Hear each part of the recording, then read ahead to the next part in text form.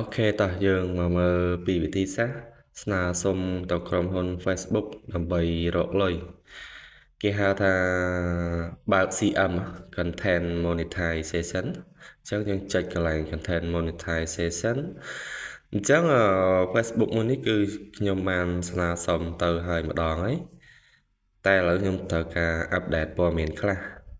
អញ្ចឹងបើសិនជាយើងឃើញប៊ូតុងពណ៌ខៀវនេះអូខេតោះបន្ទាប់ពីចុចប៊ូតុង request ហើយខាងលើនេះយើងរើសយកពាក្យថា Digital Creator ចុច Done ខាងក្រោមនេះយើងបើកទាំង4ហ្នឹងមកណាពួកអីមានន័យថា Reel ក៏រកលុយបាន Post Photo ក៏រកលុយបាន Text ក៏រកលុយបាន Post Story ក៏រកលុយបានចុច Done មក